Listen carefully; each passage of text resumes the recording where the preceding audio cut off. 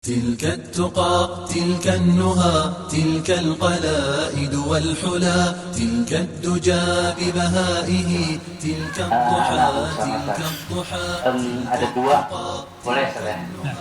Yang pertama, Anda melihat, Anda nggak tahu kalau di zaman sahabat dan para salafus soleh, tapi yang Anda lihat sekarang misalkan ada orang tua punya anak lebih dari satu, misalkan sebut saja 3 atau 4, itu ada 1 atau 2 yang terlihat tidak taat kepada Allah. Apakah ini memang sudah sunnatullah akhir zaman, yang ketika orang tua itu di akhir zaman dikasih ujian di sisi anak. Jadi 2 ini lolos dari pendidikan din atau 1 lah gitu. Itu yang pertama. Yang kedua, Anda pernah dengar kalau dosa orang tua itu mempengaruhi kesolehan anak juga. Lalu bagaimana ketika ada orang tua yang berusaha untuk solih, memenuhi amanah Allah, pendidikan din dipenuhi, lalu kemudian kembali ke pertanyaan satu tadi, apakah nanti di akhirat orang tua ini tetap akan mendapat punishment gitu, Ustaz? Padahal dia sudah berusaha, Ustaz. Ya, terima kasih. Segala bentuk ancaman itu sebenarnya sifatnya untuk kita berhati-hati. Mari kita lihat ayat. Inna adzabi usibu man asya wa rahmati wasi'at kulla syai'. Ini gambaran, Allah menggambarkan tentang azab dan rahmat. Azabku usibu man asya. Ya, aku berikan, timpakan kepada orang yang aku kehendaki. Warahmati, tetapi kasih sayang wasiat kulla syai', semuanya dapat. Kalau kemurkaan Allah hanya yang Allah kehendaki saja. Tapi kalau rahmat semua dapat. Lebih luas mana? Kalau kita jelas lebih luas rahmatnya. Yang pertama. Yang kedua, bahwa di akhirat nanti berbagai macam gambaran tentang siksa itu sesungguhnya agar kita berhati-hati, tetapi sebenarnya masih bisa ditawar. Masih bisa ditawar, yang namanya syafaat itu kan tawar-menawar. Nah, maka orang tua yang anaknya tidak soleh, nanti di akhirat insya Allah masih bisa diberi hak untuk memberi syafaat. Imam Hasan al-Basri pernah menyampaikan bahwa jika aku nanti tidak kalian temukan di surga, maka tanyakan kepada Allah di mana aku nanti. Ya. Lalu mintakan kepada Allah agar aku diangkat ke surga. Hadis sahih bahwa yang bisa memberikan syafaat adalah orang mukmin, malaikat, Al-Quran, Rasulullah SAW, Allah Ta'ala. Jadi tidak mungkin orang tua kok tidak memikirkan anaknya pada saat dari kiamat. Mungkin anaknya menurut bapaknya, tapi insya Allah, Allah lebih mengedepankan permintaan orang tua kepada anaknya. Itu ya. Maksud saya adalah bahwa nanti orang tua akan diazab karena anaknya tidak baik, yaitu hanya peringatan. Bukan hanya, itu adalah bentuk peringatan. Tapi insya Allah, Allah juga sangat tahu betapa inginnya anak kita menjadi orang soleh. Nah, ada satu kalimat yang mungkin bisa membesarkan hati kita tentang kisah taubatnya Ka'ab bin Malik. Ka'ab bin Malik dalam Al-Quran disebutkan wa ala thalathati alladzi khulifu.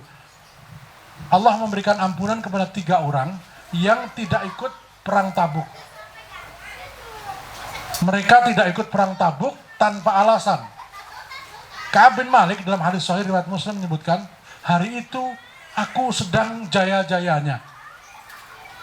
Perkebunanku sedang subur, tapi aku kurang bersemangat untuk mengikuti jihad. Aku punya kuda lebih dari 2. Aku berharap bisa menyusul. Jadi beliau agak terlambat berangkat karena harapannya, nanti saya susul. Ternyata Allah takdirkan tidak bisa berangkat. Lalu kemudian setelah perang Tabuk selesai, beliau mengatakan, ya Rasulullah, aku bisa mencari alasan untuk tidak diberi hukuman, tapi aku nyatakan bahwa aku tidak berangkat berjihad karena aku malas. Maka Rasulullah tetapkan sahabat dan Rasul tidak dibolehkan menyampaikan salam selama 40 hari 40 malam. Dan ketika Ka'ab bin Malik, ya, Hilal bin Murarah dan satu lagi saya lupa, itu menyalami mereka tidak boleh menjawab salam. Ketika mereka mendekat, semua harus menjauh. Jadi dikucilkan selama 40 hari 40 malam. Malam ke-40, istri-istrinya suruh pulang ke rumahnya. Jadi betul-betul mereka dikucilkan. Nah, selama dikucilkan itu mereka menangis, bertaubat, sampailah pada hari turun ayat tadi. Ketika itu Rasulullah perintahkan untuk memanggil Ka'ab bin Malik. Ka'ab bin Malik masuk ke Masjid Nabawi dengan ketakutan dan penuh kekhawatiran. Tapi disambut oleh Thalhah bin Ubaidillah lalu dituntun menuju Nabi. Nah, kalimat yang disampaikan Nabi ini yang sangat penting. Nabi seketika berdiri, mukanya cerah sambil mengatakan, Abshir bi khairi ayyamin marra alaika mundu an waladatka ummuka. Wahai Ka'ab, bergembiralah dengan sebaik-baik hari, ya, dengan sebaik-baik hari sejak engkau dilahirkan oleh ibumu. Hari yang lebih baik dari perang Uhud, hari yang lebih baik dari perang Badar yang diikutinya, hari yang lebih baik dari amal-amal yang lain. Justru hari di mana taubat itu diterima.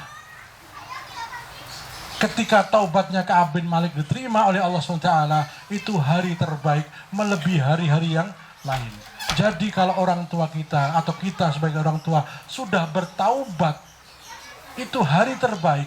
Dan ketika kita sudah taubat meminta kepada Allah, insya Allah Allah tidak akan bebani kita kecuali dengan kemampuan kita. Kok ternyata anak kita sudah balik, susah diatur, ya sudah, itu tanggung jawab anak kita. Dia toh sudah balik. Saya tidak bermaksud kemudian mengatakan orang tua lepas tangan, ya. Dia sudah bertaubat. Mungkin dulu mungkin kita ada di antara orang tua yang terlambat paham tentang Islam, sehingga anaknya tidak diajari tentang Islam. Akhirnya ketika jauh dari Islam, siapakah bertanggung jawab? Nah, si bapak, ibu minta ampun sama Allah atas kesalahannya. Nah, kemudian minta hidayah kepada Allah SWT agar diberikan kepada anak-anaknya.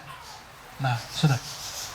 Lalu terserahkan kepada Allah. Apakah Allah akan memberikan hidayah atau tidak? Kemudian tergantung anaknya. Apakah akan mendekat pada hidayah atau tidak? Tetapi, Dr. Zakiyah Darajat mengatakan, salah satu di antara manfaat mengenalkan Islam dari sejak kecil adalah ketika di tengah kehidupan seorang manusia ini jauh dari Islam, ia ada kemungkinan balik lagi pada Islam karena memori masa kecilnya. Ternyata saya menemukan hadis sahih disebutkan idza qara'a as-sabiyyu al-Qur'ana khallatallahu al-Qur'ana bilahmihi wa damihi. Apabila anak kecil banyak membaca Al-Quran, Allah campurkan Al-Quran dengan darah dan dagingnya. Ini yang membuat seseorang yang mungkin pernah jauh dari Allah balik lagi. Karena Al-Quran yang pernah menempel di tubuhnya itu memanggilnya. Nah, maka bapak-bapak, ibu-ibu jangan berkecil hati. Ketika mungkin ada di antara anak-anak kita yang agak jauh dari Islam, doakan saja. Karena doa orang tua adalah doa yang paling bermanfaat bagi anaknya. Pasti dia akan kembali. Kalaupun tidak, mintakan ampun. Allah Maha Pengampun. Nah, itu. Jadi kalau dikatakan bagaimana nanti di akhirat, insya Allah. Bahkan Allah Ta'ala berfirman, apabila hambaku datang kepadaku dengan sepenuh isi bumi dosa, ia menghadapku dengan meminta ampun kepadaku dan tidak mensekutukan aku dengannya dengan sesuatu pun, ya, maka akan aku berikan kepadanya sepenuh isi bumi ampunan. sepenuh isi bumi ampunan. Dia datang dengan sepenuh isi bumi dosa, lalu bertaubat sungguh-sungguh, Allah ganti dengan sepenuh isi bumi pahala. Jadi bukan cuma dihapus. Maka Nabi mengatakan, absyir bi khayri ayyam, bergembiralah dengan sebaik-baik hari. Karena ketika kita bertaubat, bukan cuma dosa kita yang hilang, tapi diganti dengan kebaikan. Maha besar Allah Subhanahu wa taala. Jadi hari bertaubat itu hari terbaik sepanjang hidup kita. Nah, bayangkan kalau kita selalu bertaubat, maka Nabi ajarkan, perbanyaklah taubat. Apa? Istighfar. Astagfirullah, astagfirullah, astagfirullah. Ya. Ada satu kisah yang mudah-mudahan menginspirasi kita. Suatu hari ada seorang sahabat namanya Ma'iz bin Malik menemui Nabi. Ya Rasulullah, tahhirni. Ya Rasulullah, sucikan aku. Sudah terdengar kasak kusuk, Ma'iz bin Malik berzina. Jadi zaman Nabi itu juga ada yang berzina. Ada 2 orang yang berzina zaman Nabi. Yang satu namanya Ma'iz bin Malik, yang satu lagi wanita dari suku Ghamidi. Nah, Ma'iz bin Malik menghadap Nabi. Lalu Nabi mengatakan, waihat, irji, astagfir. Sudahlah, ngapain kamu ini? Pulang. Banyak-banyak bertaubat. Dengan kecewa Ma'iz bin Malik pulang. Hari kedua beliau datang lagi, ya Rasulullah, tahhirni. Ya Rasulullah, sucikan aku. Rasulullah berpaling. Waihat, irji, astagfir. Apaan kamu ini? Sana pulang. Banyak-banyak beristighfar. Hari ketiga datang lagi, ya Rasulullah, tahhirni. Lalu Nabi mengatakan, mimma. Dari apa kamu minta disucikan? Ma'iz mengatakan, minaz zina. Dari zina. Nabi tidak serta-merta marah. Nabi bahkan memanggil temannya. Jangan. Cium bibirnya. Cium mulutnya. Asyaribah khamran. Apakah Ma'iz mabuk? Dicium. La, tidak ya Rasulullah. Abihi junun. Apakah temanmu ini gila? Stres? Tidak ya Rasulullah. Baru setelah pertanyaan Nabi itu dijawab, ternyata dia tidak mabuk dan tidak gila. Lalu Nabi katakan, kalau begitu siapkan lubang untuk dia dibenamkan dan dirajam. Singkat cerita, Ma'iz bin Malik dirajam. Setelah dikuburkan, karena sampai meninggal ya, para sahabat banyak membincangkan tentang Ma'iz bin Malik. Celakalah dia mati karena zina, dia mati karena perbuatan keji. Sebagian mengatakan tidak, dia orang yang saleh, dia begini dan begitu. Lalu Nabi berdiri, ya wahai kaum muslimin, mintakan ampun kepada Allah untuk Ma'iz bin Malik. Lalu setelah itu Nabi mengatakan kalimat yang luar biasa. Laqad taballahu taubatan law qussimat ala qaumin lawasi'ahu. Sungguh Allah telah memberikan ampunan kepada Ma'iz bin Malik yang kalau ampunan ini diberikan kepada satu kaum, satu suku, satu bangsa cukup. Artinya ampunan yang Allah berikan kepada orang yang taubatan nasuha itu bahkan diberikan satu kampung cukup. Saking besarnya ampunan Allah Subhanahu wa taala. Lah kira-kira orang yang diampuni kayak gitu apa ya, anaknya masih dibeban buat dia? Ya. Ampunan segitu banyak yang diberikan kepada orang tuanya, insya Allah akan memberikan berkah pada anaknya, anak cucunya. Karena Allah tidak ingin orang yang diampuni itu tidak plong gitu kan. Karena sifatnya Allah Maha Rahman, Maha Rahim.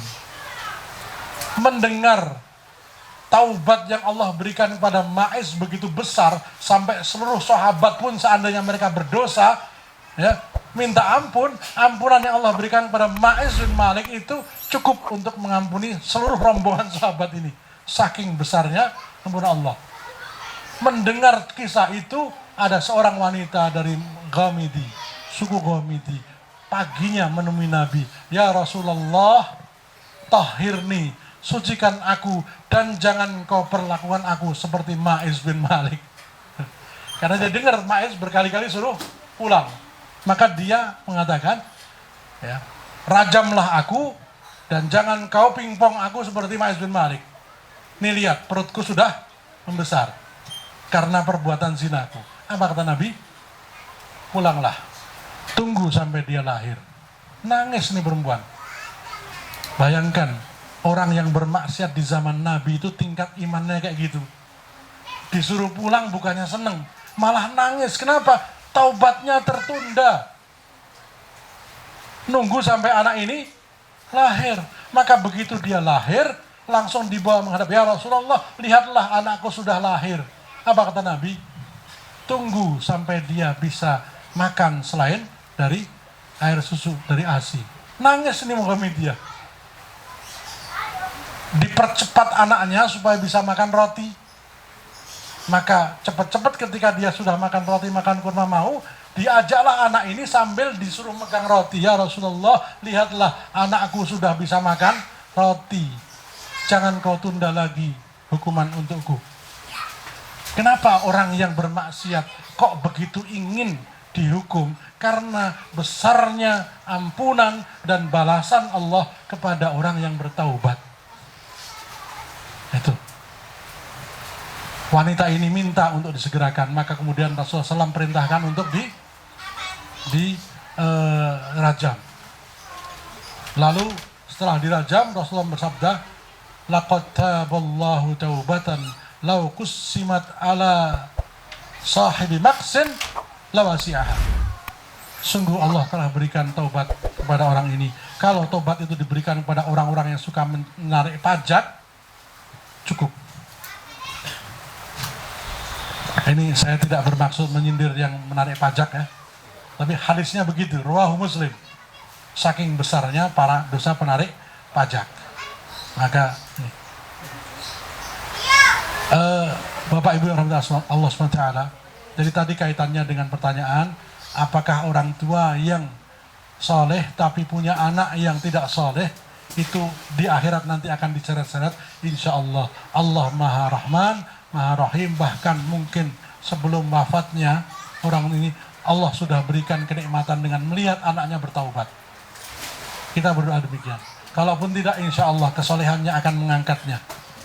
Ayat tadi menyebutkan, Imam Ibnu Katsir mengatakan, apabila orang tuanya soleh, anak tidak soleh, anaknya akan diangkat kedudukannya karena kesolehan orang tuanya. Dan itu adalah tambahan nikmat buat orang tuanya. Jadi yang penting anak kita Islam. Kalau kita pengen anak kita ikut reuni, ya solehkan diri kita, insya Allah anak kita akan ikut. Itu bentuk, kata Ibnu Katsir, bentuk penyempurnaan nikmat ahli surga. Sehingga jangan sampai kecewa karena ada keluarganya yang tidak ikut di surga. Nah, adapun hadis Nabi yang mengatakan orang tua ditarik ke neraka karena anaknya, itu sifatnya untuk kita agar berhati-hati. Jangan menyembelihkan pendidikan anak. Tapi kita sudah maksimal, kok ternyata anak kita nggak juga saleh, insya Allah kita masih punya satu opsi lagi. Opsi apa? Syafaat.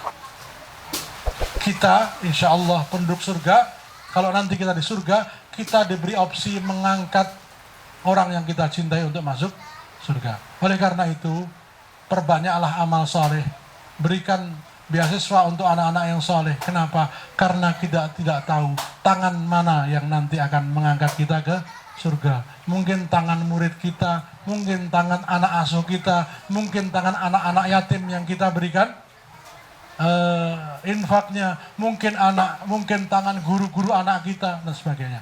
Perbanyak sedekah kepada mereka karena tangan-tangan itu nanti akan bersama-sama mengangkat kita ke surga Allah Subhanahu wa taala. Nah. Mungkin silakan yang terakhir barangkali.